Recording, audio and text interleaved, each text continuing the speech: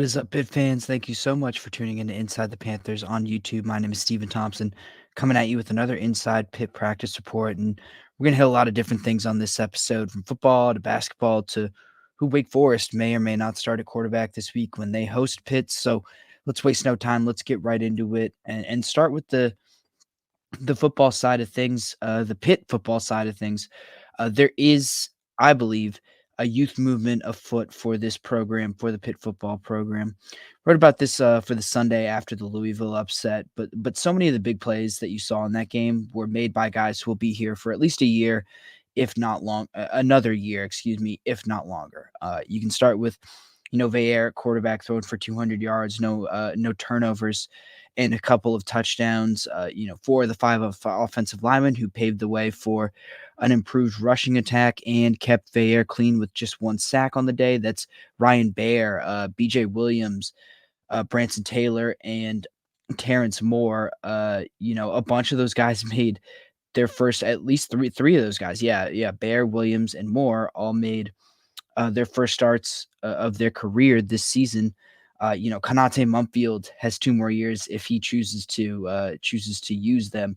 Kenny Johnson, obviously a true freshman at wide receiver, and then each of those top three safeties, uh, O'Brien, McMillan, and McIntyre, and then even Sam Okunlola, who made that big strip sack of Jack Plummer, as Louisville was driving down in the first half. He halted the drive almost single-handedly, snuffed out a screen pass, played his role well, and then got rewarded when he was able to finish that play off with a sack and a strip sack at that, and then turn the ball over and recover the fumble himself.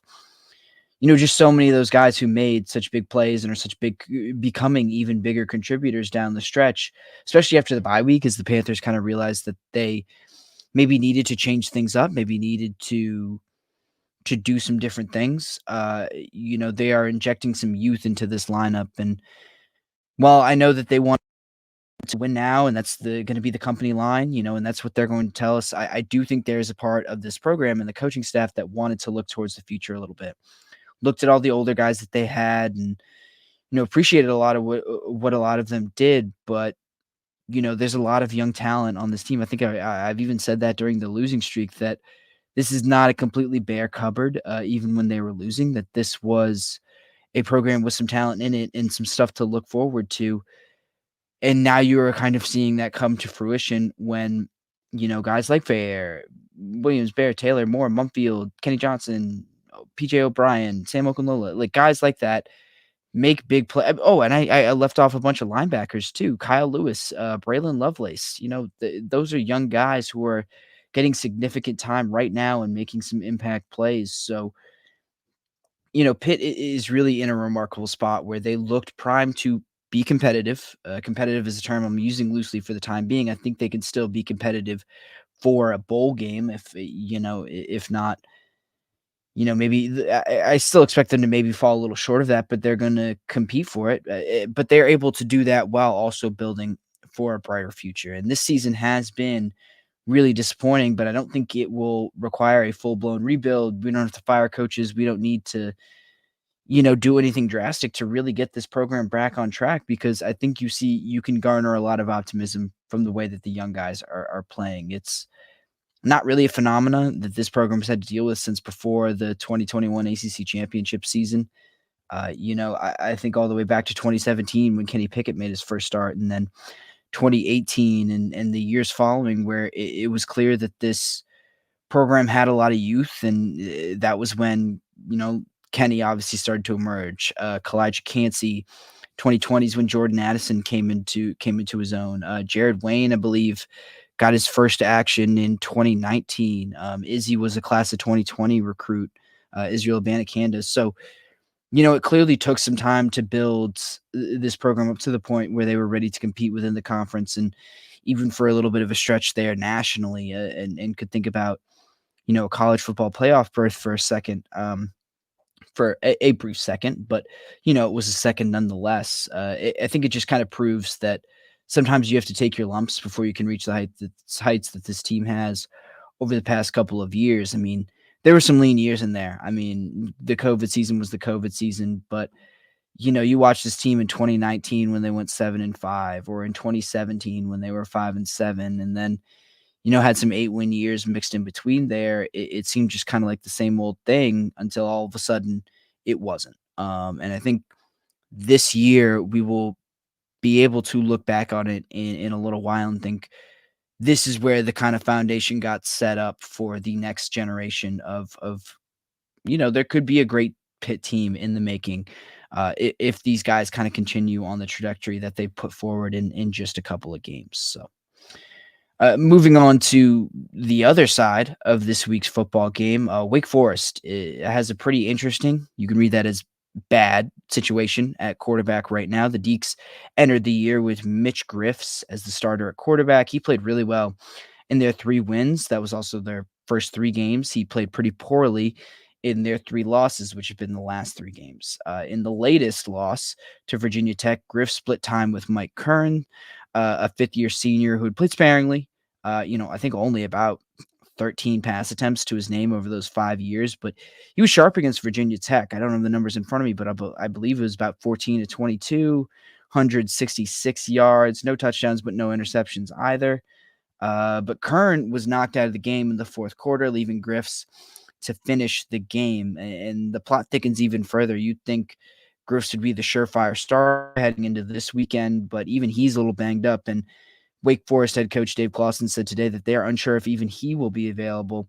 That leaves Santino Marucci, great name, by the way, Italian name, a freshman. He's a true freshman, as the Deeks' lone other option. I want to say first, it's a little awkward to have to bench a starter and then turn right back to him after the guy that you benched him for goes down with an injury. But this is also just something to watch for Wake heading into Saturday. It doesn't change much schematically. I think they'll play the same way, really, no matter who is under center. But the experience of the guy orchestrating what is a pretty complicated offense, an offense that kind of takes a little bit to learn, that takes a little bit to develop, that is really strenuous. I would say, I think strenuous is the good word on the mental capacity of your quarterback. You throw a freshman in there who doesn't have a start, who barely has any game experience, period, and you're setting him up against a Pitt defense that is gaining some steam and could really have a chance to eat this weekend. So, you know, that's a big question mark going into this game. Wake's it's been an up and down year, of course, and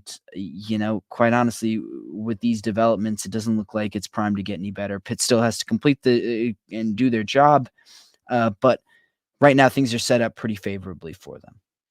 I want to round out this episode by talking a little bit of basketball now, because we did get to talk to the Diaz Graham twins this week, Jorge and Guillermo, and they're just fun to talk to. I mean, you hear it from Jeff Capel all the time, but it comes across in their media availabilities as well. These guys are funny. They're honest. I think they're pretty insightful, and they have a great rapport as brothers. You usually always get them together. They're always sitting together. They bring them out for media availabilities together. They have a great rapport that can, like in our last meeting with them, spill into some typical sibling bickering at times, which is pretty funny. Some debates about Messi versus Ronaldo, who cleans their dishes, who doesn't. It was a good time. But we did have some basketball to talk about. Both these guys added 20 pounds to their frames over the offseason. It's pretty noticeable up close. And that is after we saw them compete in an open practice last Friday. And it wasn't super apparent when I was sitting up in press row at the Peterson Event Center, look at them down on the court, which puts a little distance in between us. But kind of keeping with the youth movement theme of this episode, these young guys seem primed to take a big step forward. There is an important distinction. This weight does help them.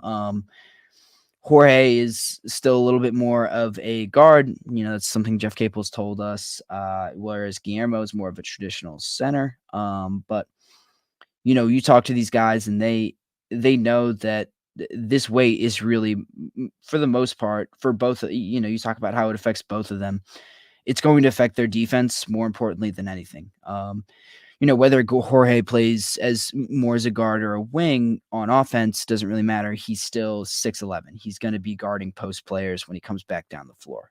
He's not going to be guarding point guards. He's not going to be guarding two guards. So that's where it's going to kind of apply to both of them. I don't think you'll see Jorge posting up a lot on offense, but you will see Guillermo doing that.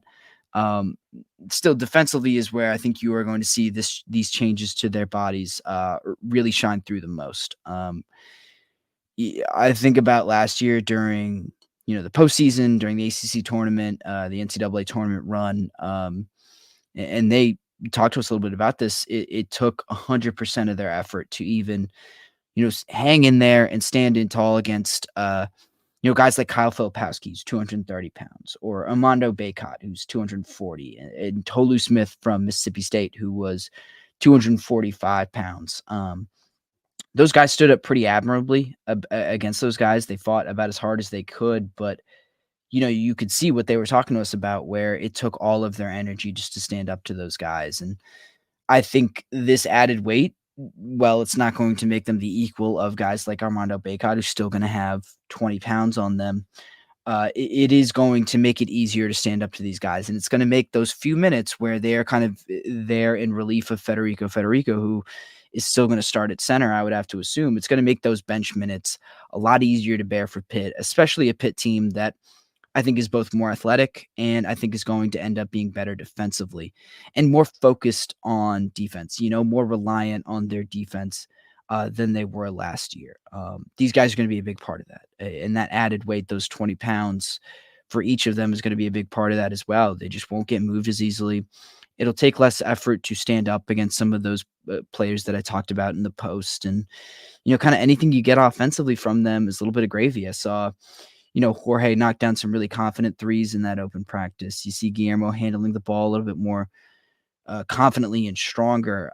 You saw him go up a little bit stronger. He's able to post up guys a little bit better now, he told us. So, it will affect their offense, but I think when you talk about that added weight, it's all about defense and rebounding. And this is a Pitt team that I think is going to have to rely a lot more on that end of the court to help them win games, opposed to last year when they were able to rain threes from just about everywhere.